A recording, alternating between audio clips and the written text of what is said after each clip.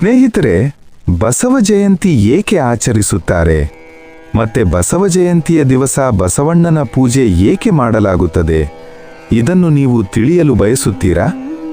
ಹಾಗಾದರೆ ಇಂತಹ ಹೊಸ ಹೊಸ ಸ್ಟೋರಿಗಳಿಗಾಗಿ ನಮ್ಮ ಯೂಟ್ಯೂಬ್ ಚಾನೆಲ್ಗೆ ಸಬ್ಸ್ಕ್ರೈಬ್ ಮಾಡಿಕೊಳ್ಳಿ. ಮೊದಲು ಬಸವಣ್ಣ ಅವರ ಜೀವನವನ್ನು ಸಂಪೂರ್ಣವಾಗಿ ಅರಿತುಕೊಳ್ಳಬೇಕು. ಬಸವಣ್ಣರು 12ನೇ ಶತಮಾನದಲ್ಲಿ ಕರ್ನಾಟಕದ ಒಂದು ಸಣ್ಣ ಹಳ್ಳಿಯಾದ ಬಾಗೇವಾಡಿಯಲ್ಲಿ ಜನಿಸಿದರು. ಅವರ ತಂದೆ ಮದಿರಾಜ ಮತ್ತು ತಾಯಿ ಮದಾಲಾಂಬಿಕೆ. ಆ ಕಾಲದಲ್ಲಿ ಸಮಾಜದಲ್ಲಿ ಜಾತಿ ವ್ಯವಸ್ಥೆ ತುಂಬ ಗಾಢವಾಗಿತ್ತು. ಜನರನ್ನು ಅವರ ಜನ್ಮದ ಆಧಾರದ ಮೇಲೆ ಮೇಲಿನವರು, ಕೆಳಗಿನವರು ಎಂದು ವಿಭಜಿಸಲಾಗುತ್ತಿತ್ತು. ಇದರಿಂದ ಹಲವಾರು ಜನರು ಅಸಮಾನತೆಯನ್ನು ಅನುಭವಿಸುತ್ತಿದ್ದರು. ಬಾಲ್ಯದಿಂದಲೇ ಬಸವಣ್ಣರಿಗೆ ಈ ಅಸಮಾನತೆ ಇಷ್ಟವಾಗುತ್ತಿರಲಿಲ್ಲ.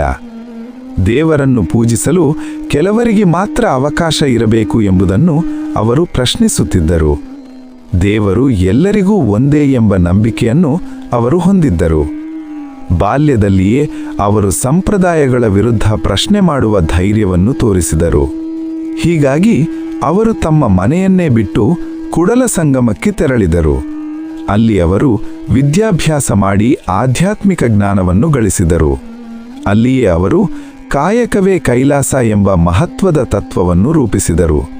ಇದರ ಅರ್ಥ ಕೆಲಸವೇ ದೇವರ ಸೇವೆ ಎಂಬುದು. ಯಾವ ಕೆಲಸವೂ ಚಿಕ್ಕದೂ ಅಲ್ಲ, ಎಲ್ಲ ಕೆಲಸವೂ ಗೌರವಯುತ ಎಂಬುದನ್ನು ಅವರು ಸಾರಿದರು.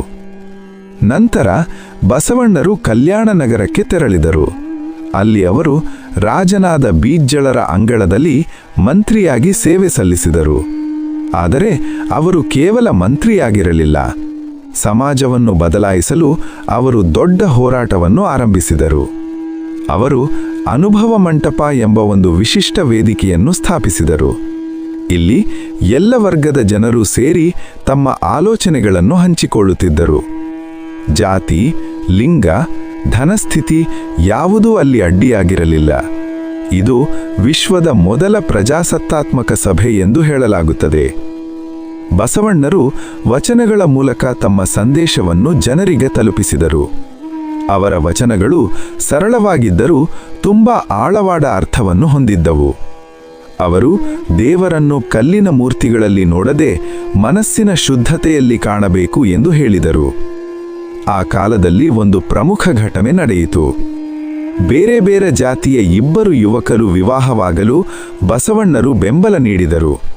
ಇದು ಆ ಕಾಲದ ಸಮಾಜಕ್ಕೆ ದೊಡ್ಡ ಸವಾಲಾಗಿತ್ತು. ಇದರಿಂದ ಸಮಾಜದಲ್ಲಿ ಗಲಭೆ ಉಂಟಾಯಿತು. ರಾಜಕೀಯ ಒತ್ತಡ ಹೆಚ್ಚಾಯಿತು. ಈ ಘಟನೆಗಳಿಂದ ಬಸವಣ್ಣರು ತುಂಬ ನೋವಿಗೆ ಒಳಗಾದರು. ತಮ್ಮ ಕನಸಿನ ಸಮಾಜವನ್ನು ನಿರ್ಮಿಸಲು ಅವರು ಬಹಳ ಪ್ರಯತ್ನಿಸಿದರೂ ವಿರೋಧಗಳ ಕಾರಣದಿಂದ ಅದು ಪೂರ್ಣವಾಗಿ ಸಾಧ್ಯವಾಗಲಿಲ್ಲ. ಕೊನೆಗೆ ಅವರು ಕಲ್ಯಾಣವನ್ನು ಬಿಟ್ಟು ಮತ್ತೆ ಕುಡಲ ಸಂಗಮಕ್ಕೆ ತೆರಳಿ ಅಲ್ಲಿ ತಮ್ಮ ಜೀವನವನ್ನು ಮುಗಿಸಿದರು. ಆದರೆ ಬಸವಣ್ಣರ ಆಲೋಚನೆಗಳು ಎಂದಿಗೂ ನಾಶವಾಗಲಿಲ್ಲ. ಸಮಾನತೆ, ಮಾನವೀಯತೆ, ಕೆಲಸದ ಗೌರವ ಮತ್ತು ಭಕ್ತಿಯ ಸರಳತೆ ಎಂಬ ಅವರ ಸಂದೇಶಗಳು ಇಂದಿಗೂ ಜೀವಂತವಾಗಿವೆ. ಇದನ್ನೇ ನೆನಪಿಸಿಕೊಳ್ಳಲು ಮತ್ತು ಅವರ ಆದರ್ಶಗಳನ್ನು ಗೌರವಿಸಲು ಪ್ರತಿ ವರ್ಷ ಬಸವ ಜಯಂತಿಯನ್ನು ಆಚರಿಸಲಾಗುತ್ತದೆ. ಈ ದಿನವು ಬಸವಣ್ಣರ ಜನ್ಮದಿನವಾಗಿದ್ದು ಜನರು ಅವರ ಉಪದೇಶಗಳನ್ನು ಸ್ಮರಿಸುತ್ತಾರೆ, ಅವರ ವಚನಗಳನ್ನು ಓದುತ್ತಾರೆ ಮತ್ತು ಸಮಾನತೆ ಹಾಗೂ ನ್ಯಾಯದ ಸಮಾಜವನ್ನು ನಿರ್ಮಿಸಲು ಸಂಕಲ್ಪ ಮಾಡುತ್ತಾರೆ. ಹೀಗಾಗಿ ಬಸವ ಜಯಂತಿ ಕೇವಲ ಒಂದು ಹಬ್ಬವಲ್ಲ, ಅದೊಂದು ಚಿಂತನೆ, ಅದೊಂದು ಕ್ರಾಂತಿ, ಅದು ಸಮಾಜವನ್ನು ಉತ್ತಮ ದಾರಿಗೆ ನಡೆಸಿದ ಮಹಾನ್ ವ್ಯಕ್ತಿಯ ಸ್ಮರಣೆ. ಈ ಕಥೆ ನಮಗೆ ಹೇಳುವುದೇನೆಂದರೆ, ಒಂದು ವ್ಯಕ್ತಿಯ ಧೈರ್ಯ ಮತ್ತು ಸತ್ಯದ ಮೇಲೆ ಇರುವ ನಂಬಿಕೆ ಇಡೀ ಸಮಾಜವನ್ನು ಬದಲಾಯಿಸಬಹುದು.